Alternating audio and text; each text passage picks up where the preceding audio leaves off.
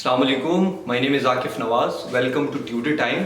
अच्छा, आज हम डिस्कस करते हैं टेंसेस को। हमने डिटेल में डिस्कस किया हुआ है वन बाय वन, आप देख सकते हैं हमारे चैनल पे, आपको मिल जाएगा। आज हम एक एग्जाम्पल के थ्रू पूरे टेंसेस को चेंज करेंगे। एक एग्जाम्पल हम लिखेंगे और उसी एग्जाम्पल को हम मुख्तलिफ टेंसेस में चेंज करेंगे और आपको आइडिया हो जाएगा। सबसे पहले तो आपको आइडेंटिफाई करना आ जाएगा कि how to identify the tense of a sentence, and the second thing is how to change the tense of a sentence into any other one. Okay, सबसे पहले I will not be talking about these things in detail क्योंकि मेरा focus सिर्फ और सिर्फ एक sentence पे होगा जो कि हम इन सारों में चेंज करेंगे। अगर फॉर एग्जांपल मैं लिखूं कि he writes a letter, अच्छा, so this is the example। अब हम देखें writes, हमने कहा था कि प्रेजेंट इंडेफिनिट टेंस में सिंगुलर सब्जेक्ट के साथ first form of verb use होगा और साथ में एस और एस भी ऐड होगा। That is the first thing.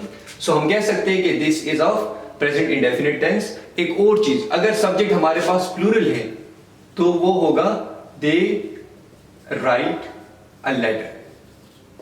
सो यहां पर आपने थोड़ा सा इसको समझना होगा कि if the subject is singular we have to use S or E S with the main verb, और अगर प्लूरल है तो फिर हमने ऐड कोई चीज नहीं करनी।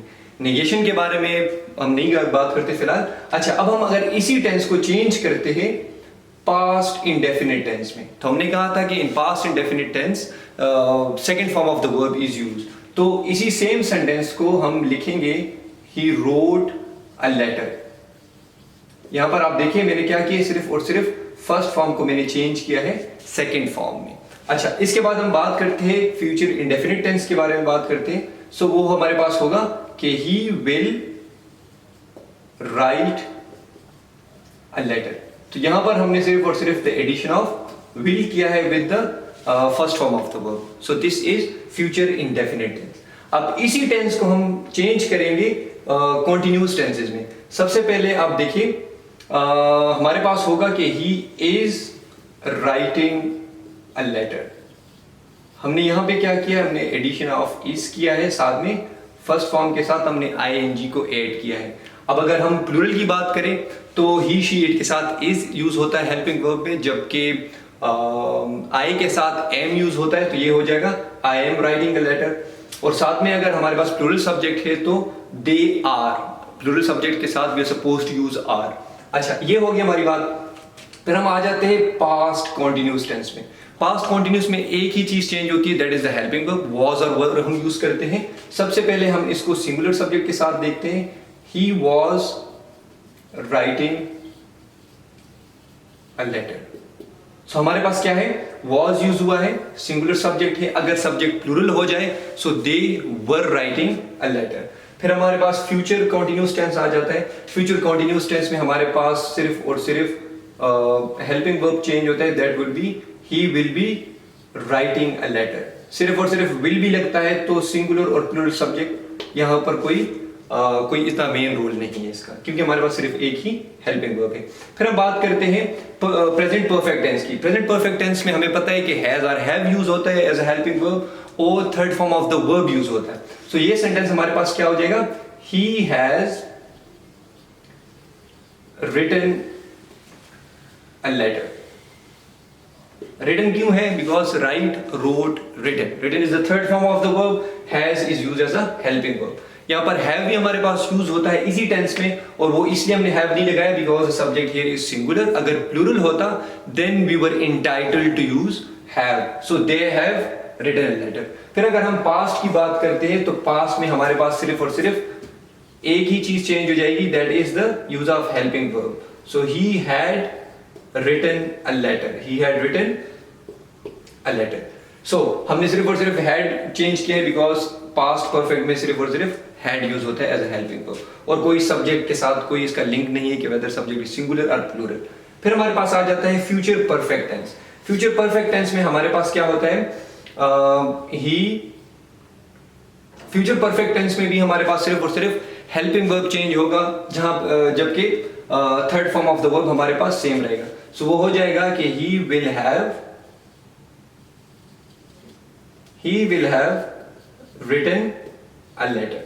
बाकी चीजें सेम रहेगी, एक ही हेल्पिंग वर्ब होगा तो सब्जेक्ट और सब्जेक्ट्स की सिंगुलैरिटी एंड प्लूरलिटी के साथ हमारा कोई कंसर्न नहीं है। फिर हमारे पास आ जाता है perfect continuous tense. Perfect continuous tense में हमारे पास एडिशन ऑफ बीन आता है एंड पे, तो क्या हो जाएगा ही, जबकि हमारे पास सिर्फ और सिर्फ बीन का आ जाता है।